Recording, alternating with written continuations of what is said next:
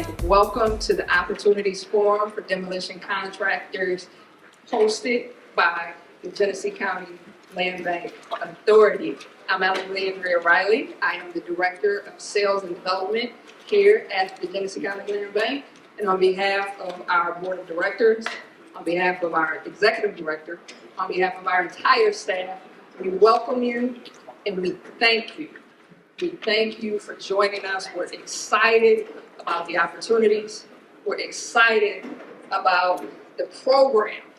As you all know, and as all of you have joined us today, there's $43.7 million that has been put together and through a collaborative effort with the federal government, with local municipalities, with the foundation community, and those funds will be used for the Land Bank's Blight and Demolition Program. And so with that, we are hosting this forum to make available to each of you information on how to bid on our demolition contracts. We'll be passing out pamphlets, and so for the entire staff, they will be making introductions. And so I won't be introducing you all, but I'm here. I have the great privilege of doing the welcome, and I also have the great privilege of working with some phenomenal, dedicated, passionate individuals here at the Land Bank. One, I'd like to recognize our Executive Director, Mr. Michael Freeman, who I believe Michael stepped out for just a moment, but he was very instrumental in the vision of putting together this demolition program to make sure that we make a meaningful impact within Genesee County in eradicating and reducing blight. Michael's walking in now, just so you can wave your hand. Michael, do you want to bring words? Definitely on the spot. I wasn't actually planning on saying anything, but I'm very happy to see so many people out here today, so many Flint people as well that are coming to get valuable information. We're going to be going over a lot today, and but we want to continue working with you. We need to figure out how do we remove barriers and make it where this is the best program possible for the city of Flint, and Genesee County. But I thank you all for coming, and I think we're going to have some really great information for you today. So thank you. Thank you, Mr. Freeman. And also, as we move right along, we owe a huge amount of gratitude to our host here at the new Floyd McCree Theater, the Executive Director, and also Genesee County Commissioner, a man who wears many hats, and as I like to say, many suits.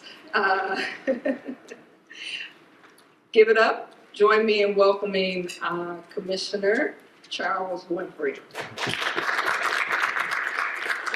Thanks, Alexandria. And let me just correct some of the names. Our two newest commissioners for the county, Dr. Beverly Brown, who stood up earlier, and James Avery. And Delrico Lloyd will be joining us later. I think we also have a couple of city council people in the house. Tanya Burns, where are you? And Quincy Murphy, who's also on the Land Bank Board. But I just want to welcome you to the new McCree Theater.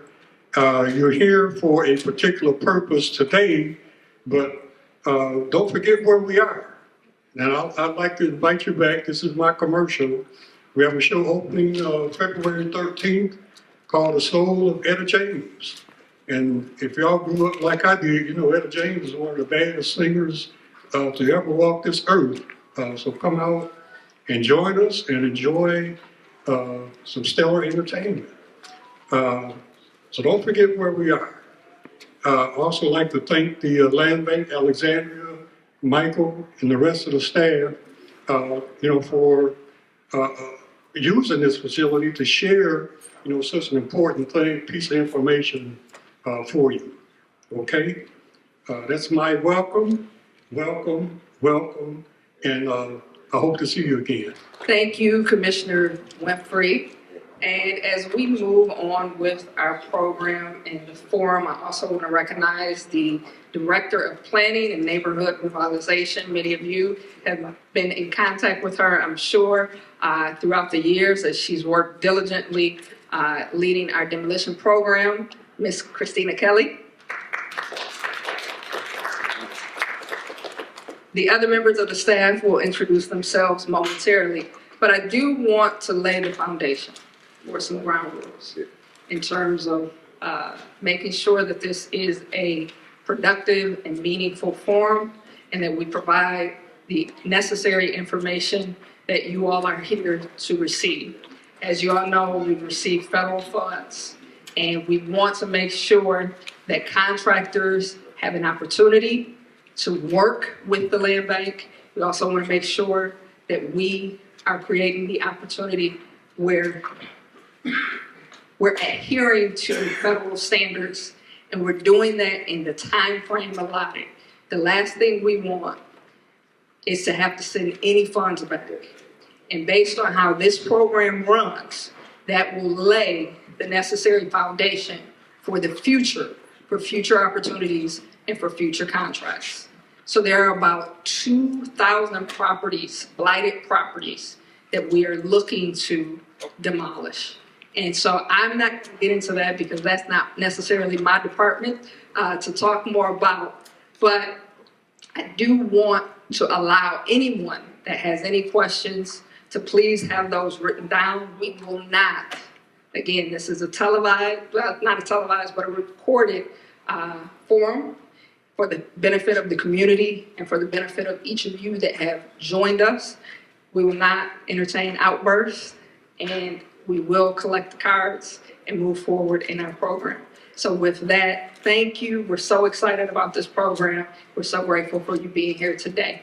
And I will now allow for introductions of our staff and one of our new members, no stranger to the city of Flint, someone who has joined our team and has made a great meaningful impact, Mr. Jonathan Mateen.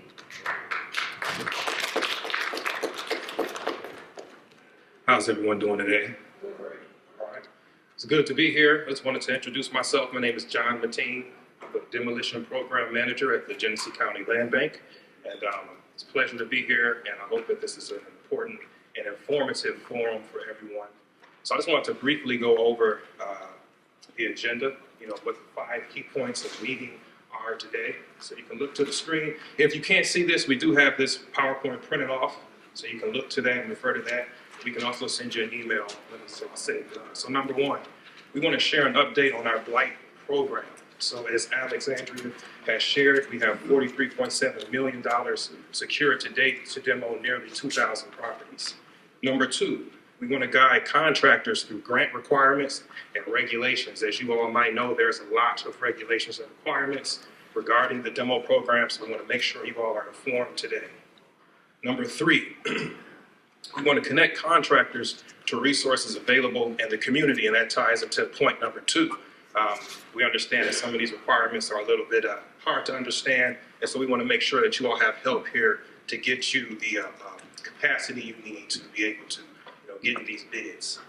Number 4, we want to create an opportunity for prime contractors to connect with potential subcontractors. When this event is all said and done, we'll have a networking opportunity so you all can get to know each other a little bit better and build your businesses. And number 5, we want to create awareness of opportunities for increased involvement of minority and local businesses. Okay, so we can go to the next slide. So I just want to lay some foundational points for this presentation. We respect you all's time. We want you all to respect our time as well. The message that's going to be shared today. So number 1, we have a lot of information to share. So we want to demonstrate mutual respect. We want to make sure we have a nice and quiet auditorium so that you all can hear this information. Number 2, we want to be concise and stay on topic.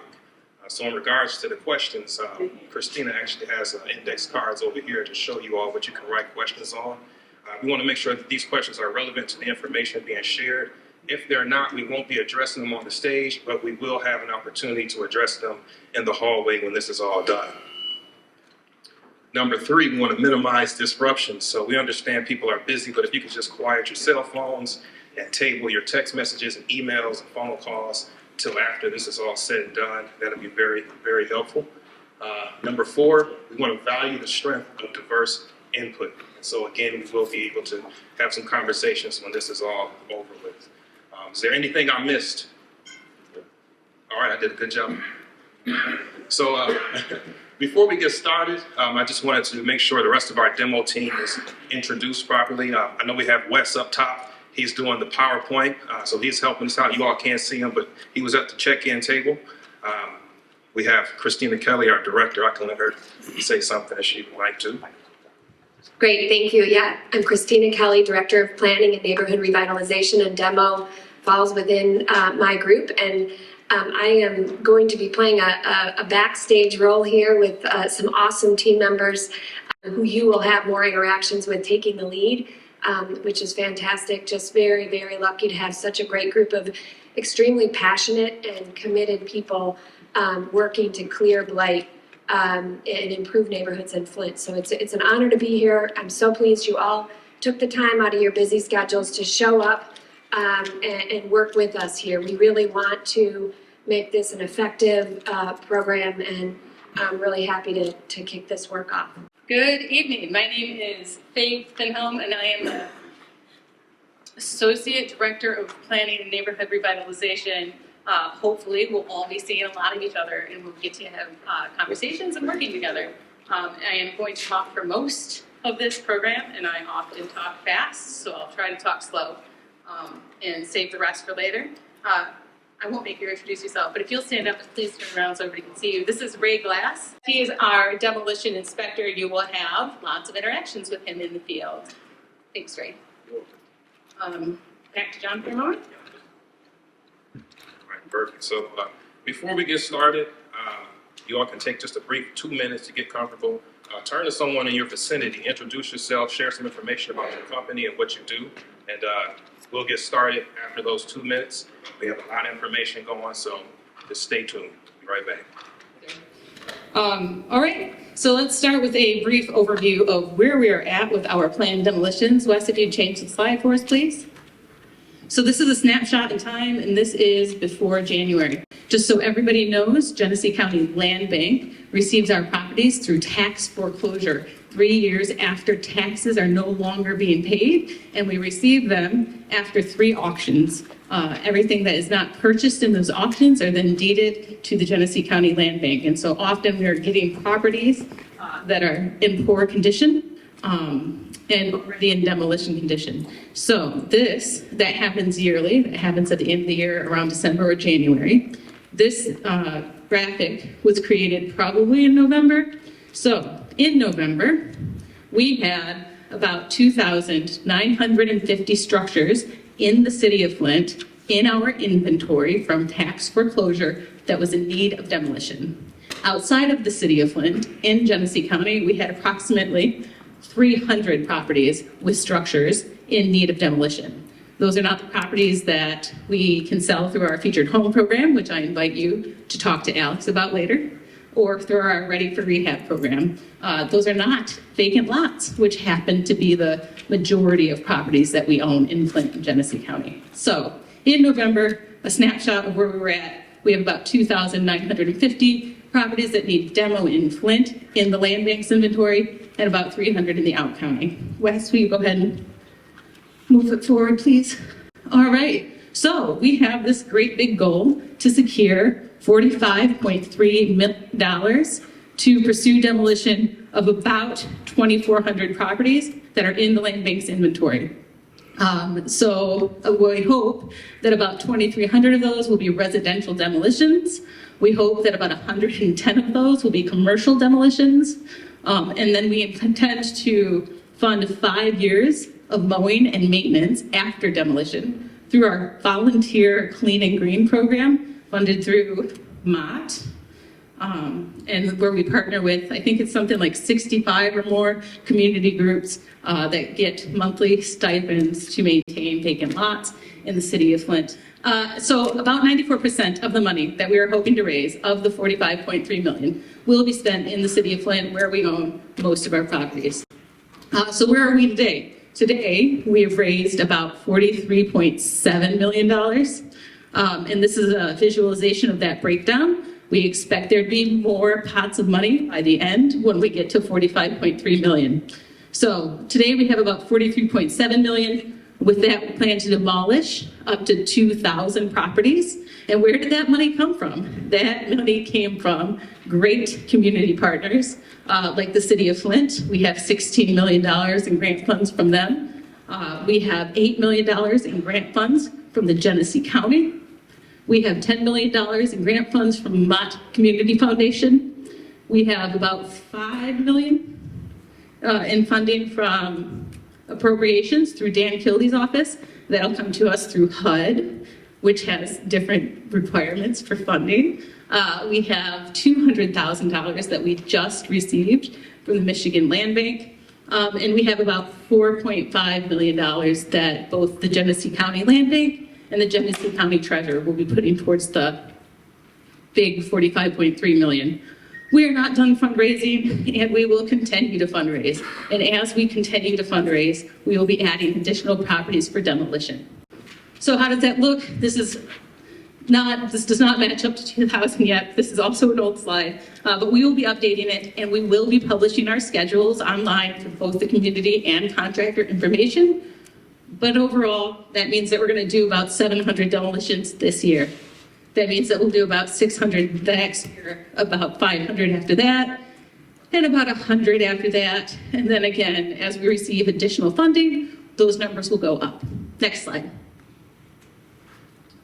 All right, so this is a visualization of how we are aiming to make this efficient and effective. This is the order in which we will be working through the city.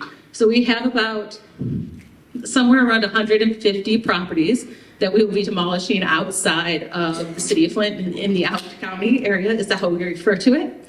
And so those aren't represented here. Those will be among some of the first properties that are demolished.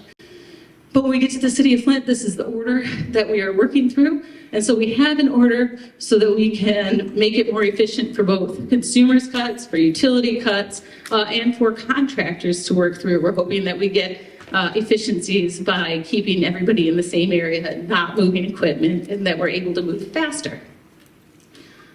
So we're creating bid lists. All of these red dots that you see are demolitions that we currently plan to do. And then there's numbers on this map. So the light yellow area is area 2, where we're going after the bid that we currently have out. And then we'll go up to the northwest side of the city, area 3, working 4, 5, 6. We will publish this. Okay, Wes, next slide, please. For people that are looking for information on property ownership, on demolition status, you can use the Flint Property Portal. It's flintpropertyportal.com, and you can look up specific addresses. You can make your own maps. You can find out where are the funded demolitions, and it's available to everybody. Okay, so there's a lot of information. Anybody that knows me knows that I can talk your ear off about rules and regs and how things go and all of that goodness, and I'd be happy to do it any other time. Feel free to contact me. Right now, I am super glad that you're all here. I'm glad that you're ready and willing to work with us, and let's talk about how we make that happen. So we're going to start by talking about pre-qualification. Briefly, a broad overview. Then we'll talk about once you're pre-qualified, what does bidding look like? And then we'll talk about some compliance with regulations. And we do have a representative here from Eagle that we will introduce and briefly allow to make a few remarks. Just so you're all aware, this is the first of many planned events. We will have another one where we will invite both Eagle and Myosha to be there for questions, as we know it is a popular topic. All right, so for pre-qualification, we are consistently pre-qualifying companies. We will continue to do so on a rolling basis. The pre-qualification packets are available on our website, thelandbank.org. There's a little button on our homepage, Funded Demolitions. That will guide you to our pre-qualification packet. You are also welcome to email the email that's on your agenda, demo@thelandbank.org. Tools and information. Okay, so we have tools and information available for you on our website too. So if you go to thelandbank.org and you find our contracts and bids landing page, we have a bunch of information there for you. It includes lists of how to find. So MEBs, Weebies is grant speak. It's minority-owned business enterprises woman-owned business enterprises, and DBE is disadvantaged business enterprises. Section 3 is a HUD-funded program. We will have $5 million eventually coming through HUD, which will have Section 3 goals and requirements, and that is focused on low to moderate income individuals and businesses. And we have information on our website about what Section 3 is, how to find Section 3 businesses. We have information about what NEBY-WEBYs are and how to identify them. We have information on Box.com. So we use Box.com to share information with all successful bidders. You do not have to purchase a Box.com membership. We do not require you to purchase anything in order to pre-qualify to bid with us.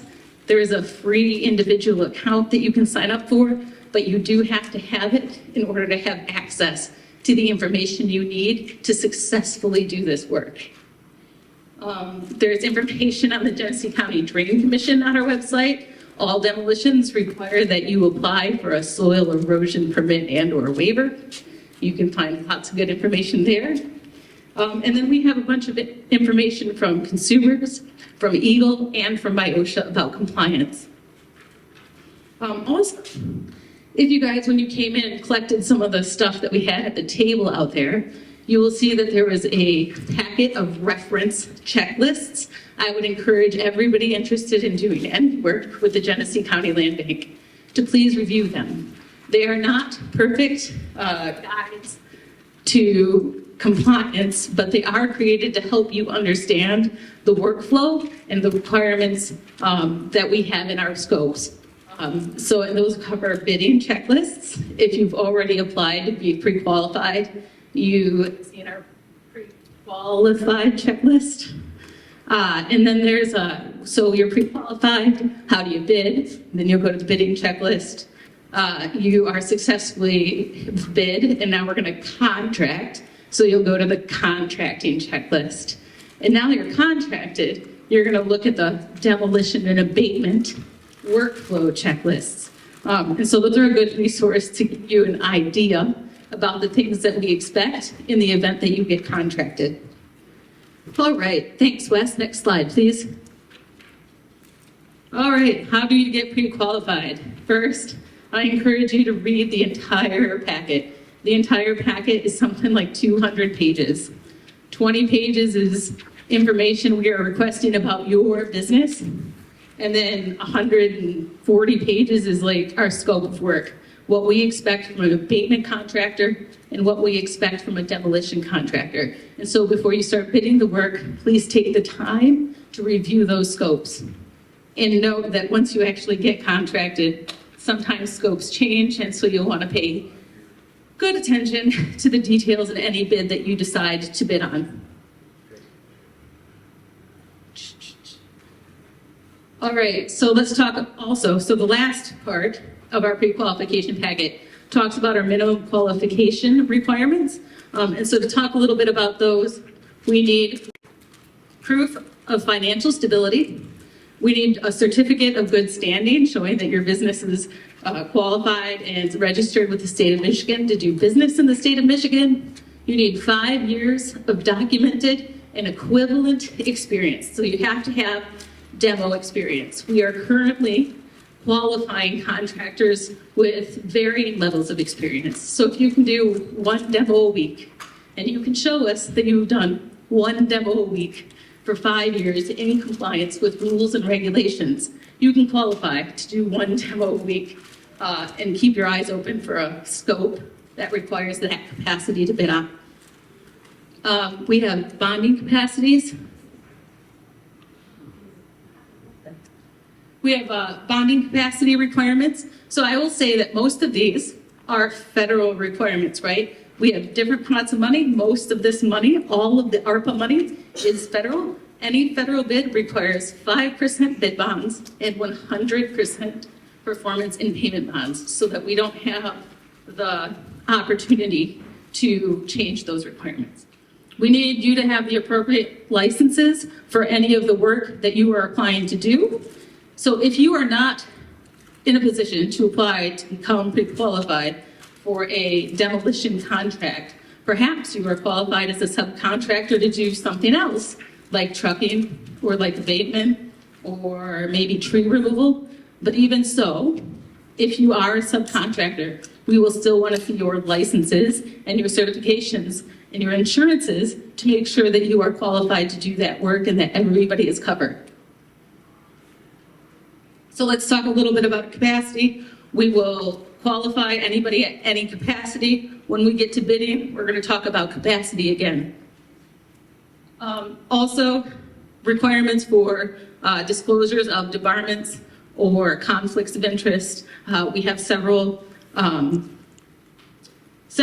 that you have to fill out and complete every time that you bid. You have to say that you're not debarred. You have to certify that you can do work with the government. You have to certify that you have no conflict of interest. And so just carefully read through the packet, make sure that you fill everything out completely. And where there's an explanation needed, please give an explanation. Next slide, please. All right, so what does the process look like? The process looks like you're reading through everything, getting all of your documents together, and then submitting. The requirements are currently 2 hard copies, 1 electronic copy. If you don't submit it, you'll get a letter for denied. Denial is not necessarily a big thing. Everybody gets denied at first. All you have to do is look at what we're asking you to give or asking you to clarify, and you can keep resubmitting until you get to that point of pre-qualification. So once you give us your packet, we complete a detailed review. I think that most of you would be shocked at the information that is available out there and how detailed that review can actually be. So we're looking through the NESHAP notification system to see, have you notified for abatement before? Have you notified for demo before? What demo did you notify for? Was it ordered? Was it scheduled? Was it an emergency renovation? Was it a planned renovation? Thank you. We also have databases for things like violations, and we're checking those. And we want you to explain to us in the event that you have them. We don't necessarily care. We do care. What we care about is that you care and that you are showing us that you are taking responsibility, right? So explain them to us, what happened, what did you do to fix it? Like, it's okay, we're not trying to be punitive. We want everybody to learn, we want everybody to succeed, and we all want to do a good job. We want to keep the money here, and we want to keep you working. Okay, so you have been pre-qualified. You got your letter from us saying that you're pre-qualified. Now you can start bidding on projects. So when you are bidding, you saw the pie chart of all of the funding that we have. All of those funds are going to come with different requirements. So when you are pre-qualified, you have met a set of minimum qualification requirements. You may have to meet additional requirements depending on the bid. So I said HUD requires information about Section 3 and Section 3 procurement. So when we get to those funds, you'll see Section 3 information in those bids. Federal funds have a requirement for you to have a registration with a thing called sam.gov. We don't get to change that. See, what else? Sometimes commercial properties might come with special disclosures about contamination on site, which means you'll have to have special insurance coverages, you'll have to have special certs for your workers. So just make sure that once you are pre-qualified to bid, you are reviewing the bid before you submit, and make sure that you have and meet any additional requirements. Use those reference checklists that I was telling you about too. So review those and make sure that you're using them. And then, additional requirements. Beyond federal requirements and beyond capacity and all of that good stuff. So currently, all of our lovely funders are on this beautiful yard sign that you will hopefully see going up in a yard near you, which means that it'll be a demolition under the $45.3 million program we're aiming at. So all contractors who successfully contract with us will need to be putting those yard signs in front of each demolition that they are doing for the land bank so that everybody knows who has funded it and knows who to contact if they have any questions.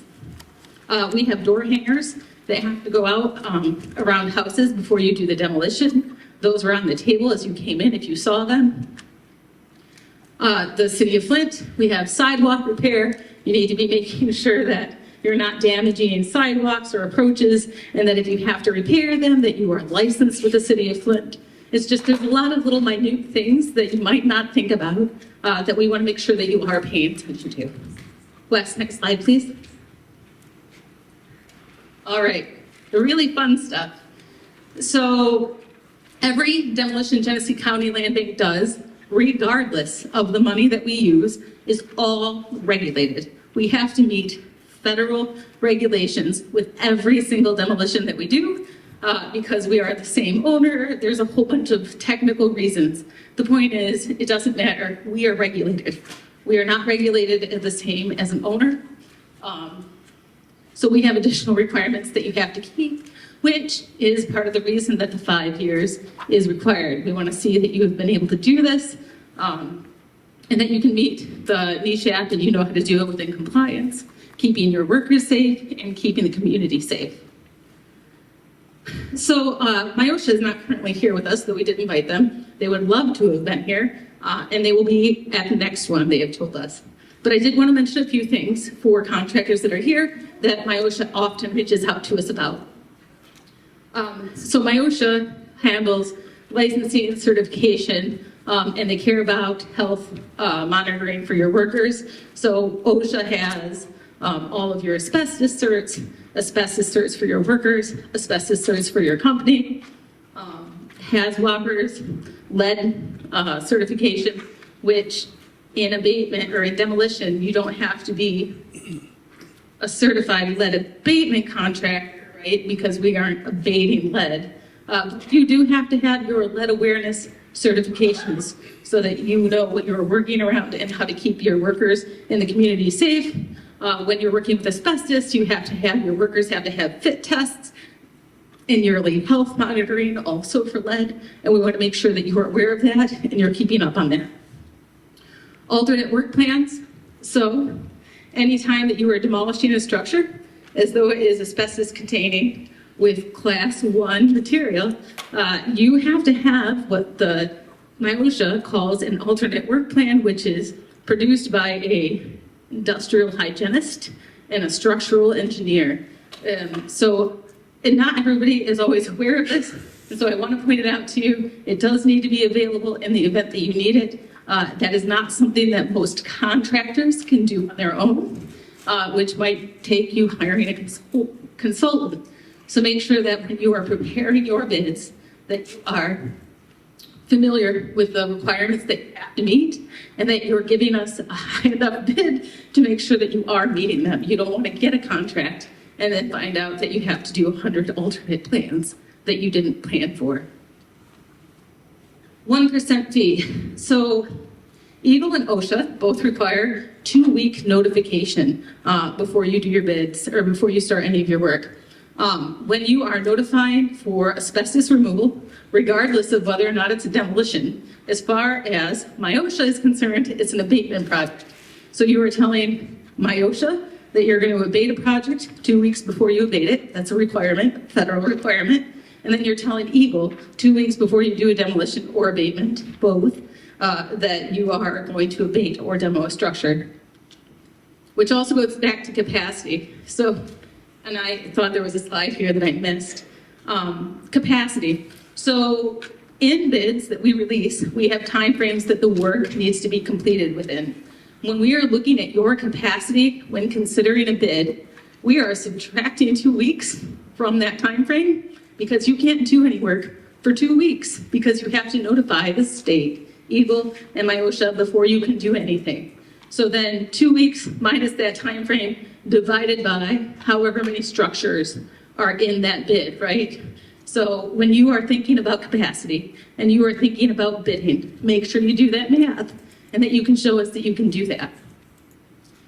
So back to the 1% fee. Anytime you're notifying MIOSHA of an abatement project, you have to give them 1% of that abatement fee. And we want to make sure that you are doing that. Notifications are required. If you ever go to the online system, they all have thresholds that say If it's less than 260 square feet or 15 linear feet, it doesn't apply. Don't quote me on those numbers, it's something close. Land bank surpassed all thresholds many years ago. And as far as the state is concerned, every project we have ever done is one project and thresholds don't matter. We notify for everything. Okay, so then the last thing about MIOSHA. MIOSHA is concerned about everything that you're doing on site and about your workers' safety. EGLE is concerned about things off-site in the environment. Is that correct there, Jeff? More or less. That's an overgeneralization, but practically how it goes. MIOSHA doesn't regulate how your material is disposed of. EGLE does, and they care quite a lot. We care quite a lot.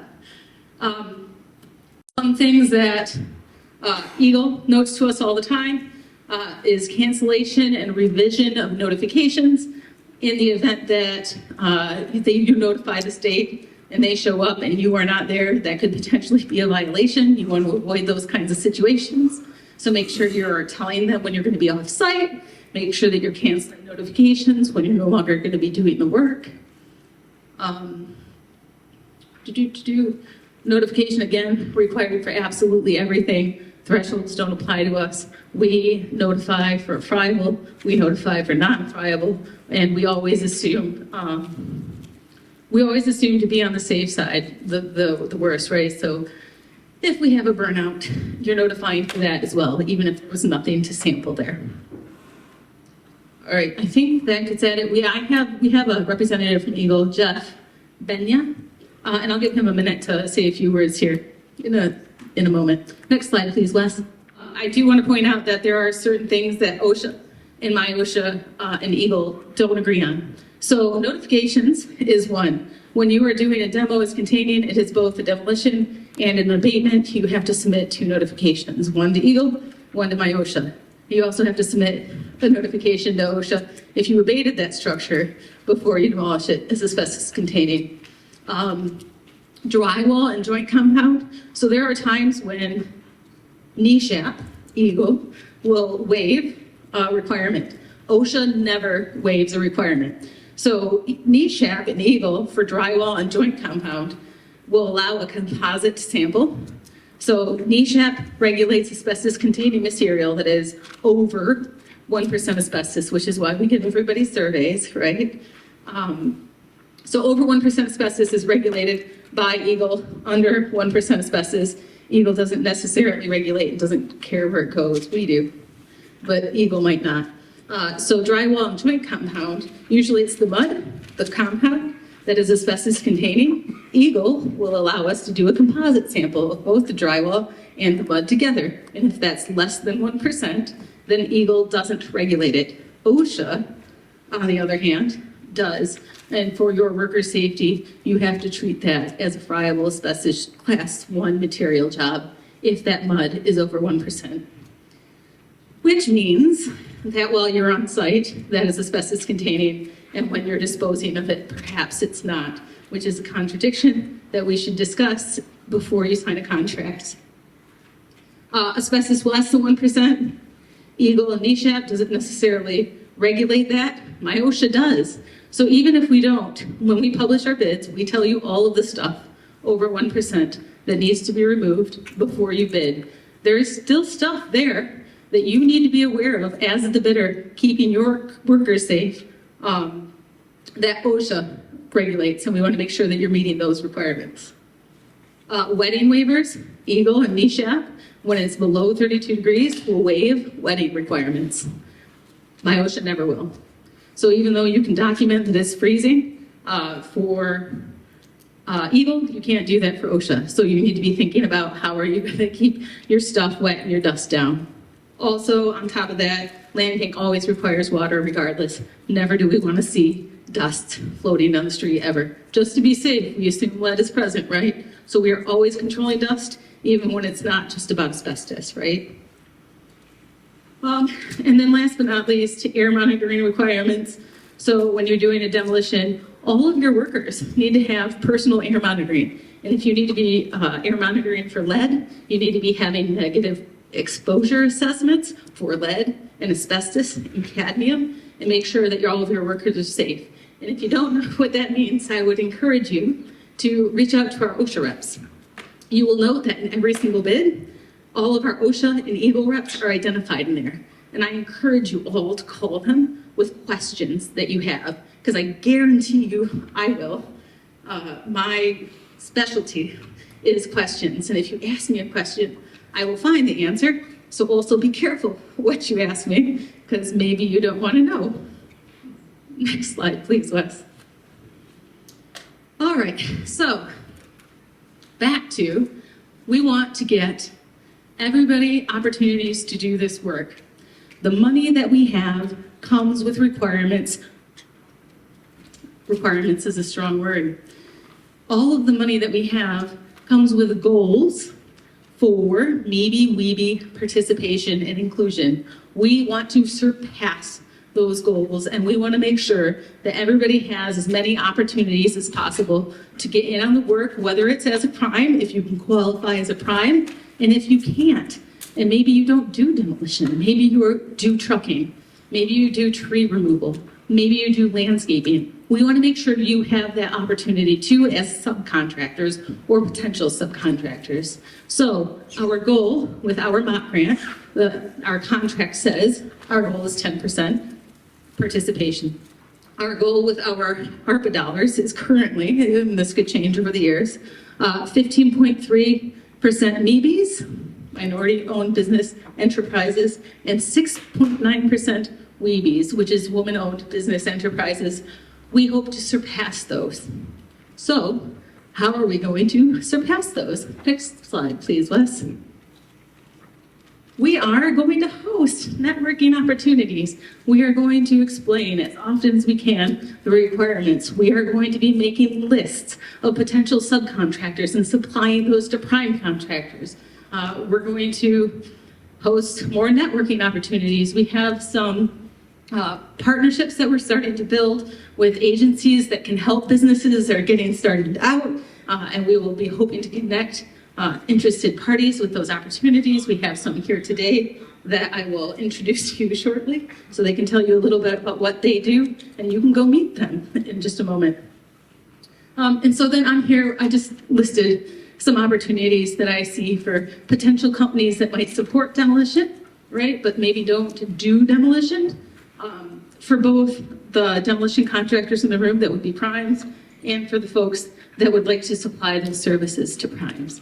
If you are a company that cannot pre-qualify to do demolition, but you still want to be on a list for people to contact, right, for potential subcontracting opportunities, send me your information. Send me, what does your business do? Who is your business? And we will get you on a list for a point of reference.